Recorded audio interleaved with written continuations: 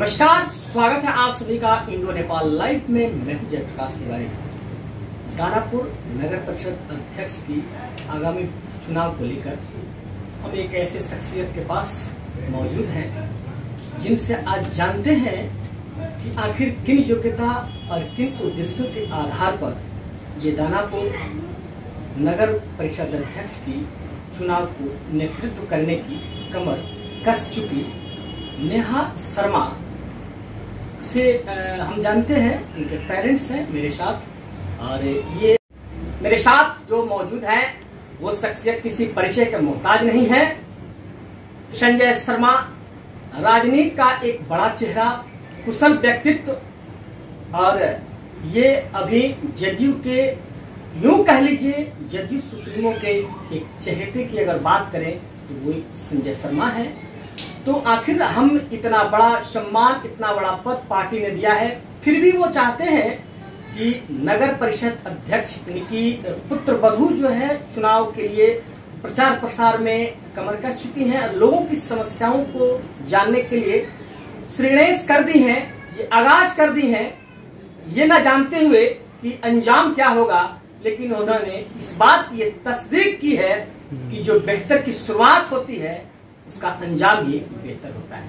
तो फिर एक बार हम जानते हैं, इन तमाम सारी बातों का सवाल का जवाब देंगे नेहा शर्मा के जो पेरेंट्स हैं, उनसे संजय शर्मा जी से हम जानते हैं इस चुनाव के बारे में, इसके प्रति और इस उद्देश्यों के प्रति क्या परिलक्षित करते हैं। सीधे चलते हैं और जानते हैं। संजय जी, इंडो नेपाल लाइव में सबसे पहले आपका स्वागत है। इंडो नेपाल लाइव ये जानना चाहती है कि अभी जो नगर परिषद अध्यक्ष की संभावित उम्मीदवार आपकी पुत्रवधू नेहा शर्मा है, तो आखिर क्या ऐसी आवश्यकता पड़ गई, किन योग्यता, किन उद्देश्य और मन में कैसा क्या ख्याल आया, इसके चलते आप न सिर्फ कमर कस चुके हैं बल्कि लोगों के बीच आपका चुनावी भ्रमण भी शुरू हो गया है। तो यहाँ की तमाम जनता जानना चाहती है, दानापुर के तमाम सारे लोग जानना चाहते हैं कि आखिर इसके पीछे की आपका उद्देश्य क्या है, ये तमाम सारे लोगों को बताएं जी। ऐसा है, शुरुआती मैंने सेना में 21 साल सेवा दिया है। मैंने देश का सेवा किया है, देश के एक एक नागरिक की रक्षा की है।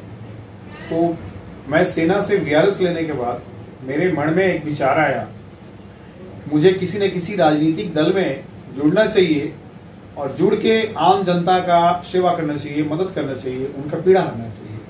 तो मैंने बहुत सर्च किया अपने हिसाब से। उसमें मुझे सबसे सटीक और सबसे अच्छे एक व्यक्तित्व मिला, एक शख्स मिला, एक शख्सियत मिला, जिनका नाम है माननीय नीतीश कुमार जी। जो हम लोगों के लिए गौरव की बात है, बिहार के लोगों के लिए, कि ऐसे विकास पुरुष के रूप में हमारे मुख्यमंत्री श्री नीतीश कुमार जी हैं, जो एक बिहार के लोगों के लिए विश्वकर्मा के रूप में है। एक नया बिहार उन्होंने बनाया है।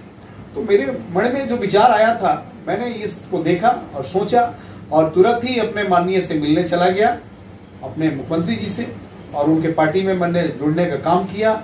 उनके पार्टी में मैं पिछले 7 वर्षों से हूं और 7 वर्षों में मैं एक भी दिन मैंने बेकार नहीं किया है। मैंने कुछ न कुछ किया है, चाहे वो पटना में बाढ़ की त्रासदी हो रही हो, 3 साल पहले जो आई थी बाढ़, भयंकर बाढ़ आई थी, उसमें भी मैंने घर में नहीं बैठने का काम किया। हमारे प्रदेश अध्यक्ष माननीय वशिष्ठ नारायण सिंह जी का आदेश हुआ, शर्मा जी आप सेना के लोग हैं, आपने सेवा करके आया है, तो आपको कुछ न कुछ करना चाहिए। मैंने अपने दल बल के साथ उस बाढ़ में कमर भर पानी, कहीं छाती भर पानी में इन करके जाके घर घर लोगों को मैंने पैकेज देने का काम किया, मैंने कपड़ा देने का काम किया, मैंने फ्रूट्स देने का काम किया। हॉस्पिटल में जो वहां पे कंकड़बाग साइड में जो हॉस्पिटल था, टीबी हॉस्पिटल था, और भी कई सरकारी हॉस्पिटल था, उस हॉस्पिटल में भी मैंने जाके मरीजों को, जिसका प्रमाण है मेरे पास पूरे वीडियोस हैं, मैंने फोटोग्राफ सारे मीडिया कर्मी लिए हैं, और ये मैंने काम किया। उसके बाद आ गया हमारा पिछले साल और 2 साल पहले भी कोरोना हमारे देश और प्रदेश में बहुत बड़ा त्रासदी आ गया। कोरोना काल में भी मैंने जितना दिन भी लॉकडाउन रहा, मैंने घर में रहने का काम नहीं किया। मैं सोचा कि मैं एक देश का सैनिक रहा हूं और मैं दूसरे के लिए समर्पित हूं। जब हमारे माननीय मुख्यमंत्री नीतीश कुमार जी दूसरे के लिए जीते हैं, पूरे जनता के लिए समर्पित हैं, मैं क्यों घर में रहूं? मैंने उनके उद्देश्यों को देखते हुए उनसे प्रेरणान्वित होकर मैंने अपने देश, अपने प्रदेश के लोगों को, अपने विधानसभा के लोगों को मदद करने के लिए, उनको जागरूक करने के लिए मैंने 50,000 मास्क का खरीदारी की, 50,000 बोतल मैंने सैनिटाइजर का खरीदी की, मैं थर्मल स्क्रीनिंग का खरीदी किया मैं, और हमारे साथ 2 गाड़ी स्पेशल, और उसमें हमेशा 20 लोग रहते थे, और भी गाड़ी बाइक वगैरह से भी लोग चलते थे। मैंने तरारी विधानसभा में 250 लगभग गांव है, 250 गांव में मैंने भ्रमण करने का काम किया। और सबसे पहले मैं फर्स्ट ऑफ ऑल गांव में जाता था तो लोगों को बोलता था, माइक से ऐलान करता था कि मैं आप लोगों को जागरूक करने आया हूं। मैं माननीय नीतीश कुमार जी का एक सिपाही हूं और मुझे माननीय नीतीश कुमार जी मुख्यमंत्री जी ने भेजा है आप लोगों को जागरूक करने के लिए और आप लोगों को नुस्खे बताने के लिए, बचाव के, कि आप कैसे बचें, अपने परिजनों को कैसे बचाएं, अपने समाज को कैसे बचाएं। तो मैं ऐलान करके लोगों को इकट्ठा करता था, दूरी बनाकर, और सर्वप्रथम मैं सबका स्क्रीनिंग करता था। मैं और मेरा बॉडीगार्ड है, मेरे साथ जो रहते थे, सभी लोग मिलके हम लोग स्क्रीनिंग करते थे, मास्क देते थे। मतलब सीधा सवाल है कि माननीय नीतीश कुमार के प्रेरणा के आधार पर आप, जैसे वो नया बिहार बनाने की बात कर रहे हैं, बल्कि नया बिहार बनाने की कोशिश में भी जुटे हुए हैं, तो वहीं आप कॉपी कर रहे हैं। यानी आपका मानना है कि उन्हीं के तरह जो है हम ये दानापुर को एक नया बेहतर दानापुर बनाने की सोच को सफलतम प्रयास के साथ आप यहाँ चुनावी रणनीति में, समर में कूदे हैं, ऐसी बात है क्या? देखिए, एक सेना का जवान जब ठान लेता है तो फतेह हो जाता है, फतेह करता है, उसको ऑपरेशन फतेह होता है। तो मैंने पहले से ही ठाना है, मैं सेना में भी रह के आया हूं, तो जो भी काम किया हूं ऑपरेशन टू द लक्ष्य के हिसाब से, विजन के हिसाब से मैंने किया था। और आज भी मैं विधानसभा में भी अपना गया था तो लक्ष्य के हिसाब से ही गया था, बट हमारे पार्टी का वहां टिकट नहीं होने के कारण मैं विधानसभा चुनाव लड़ने से वंचित रह गया। तो मैंने देखा कि मैं दानापुर, मैं 30 वर्षों से हूं, मेरी पूरी फैमिली यहाँ 30 वर्षों से है। तो हम समझते हैं कि जहाँ 2-4 साल लोग रहते हैं वहां लोगों को अपनत्व हो जाता है, समाज बन जाता है। मैं जहाँ मैं 30 वर्षों से हूँ, मैंने जन्म तो नहीं लिया है दानापुर में, पटना में, लेकिन मेरा कर्म का तो साथी यही है, मेरा समाज यही है, मेरे लोग यही। तो दानापुर नगर परिषद की जनता जानना चाहती है कि बेहतर दानापुर बनाने की क्या स्ट्रैटेजी है? देखिए, सबसे पहले दानापुर में मेरा यही लक्ष्य है, मेरा यही विजन है।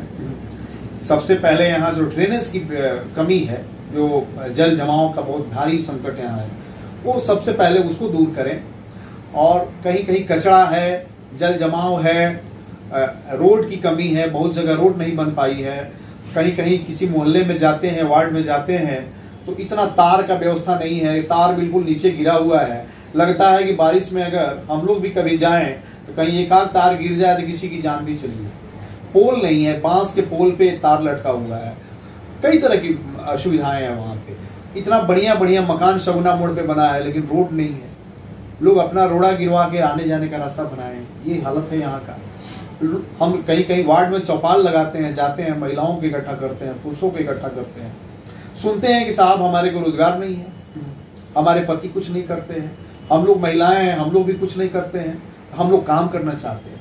तो हमारा यही लक्ष्य है कि जो भी बेरोजगारी है, जो लोग बेकार बैठे हुए हैं घर में, उनको रोजगार दें, उनको काम कराएं, उनको स्किल डेवलपमेंट के तहत उनको सिखलाएं, उनको काम करने की सिखाएं, फिर उनको काम दिलाएं। हमारा यही लक्ष्य है। ये थे जदयू के वरिष्ठ नेता संजय शर्मा जी। साफ तौर पर इनके कहना था कि जो अस्वस्थ दानापुर, जो समस्या से ग्रसित दानापुर, समस्याओं से जूझ रहा दानापुर, बेरोजगारों के लिए कोई बेहतर रणनीति नहीं थी वो दानापुर, ये तमाम वैसे पुरानी दानापुर को बेहतर स्ट्रैटेजी के माध्यम से, एक बेहतर प्लेटफॉर्म के माध्यम से, महिलाओं के रोजगार की बात कह लीजिए, महिलाओं के सशक्तिकरण की बात कह लीजिए, और तमाम सारी मूलभूत सुविधा से जो वंचित यहाँ की तमाम जो जनता थे उसको सुदृढ़ करना और सभी चीजों को पुनर्प्लेटफॉर्म लाना इनकी पहली प्राथमिकता होगी। इनका शायद ये मानना नहीं बल्कि ये पूरी सतत प्रयास और सतत कोशिश के साथ जनता का आशीर्वाद लेने की इन्होंने शुरुआत कर दी है। तो देखिए कल क्या होता है, ये बात की बात है। फिलहाल इनका ये कहना है कि अभी तो ये इब्तदा है, न जाने इंतहा कहाँ होगी। यानी साफ तौर पर सुना इनको आप लोगों ने कि कोरोना की त्रासदी कह लीजिए या बाढ़ की त्रासदी कह लीजिए, ये तमाम सारे लोगों तमाम सारी समस्याओं के बीच भी जनता के पास कैसे ये पहुंचकर और सारे लोग के साथ थे। सीधे वह उनका यह भी मानना है कि अब हम तमाम यहाँ के लोगों की समस्या के साथ रहेंगे और यहाँ जो भी चीज समस्याएं मोबाइल जो खड़ी है उसको दुरुस्त करेंगे। Jayprakash Tiwari, Indo Nepal live, Danapur, Patna.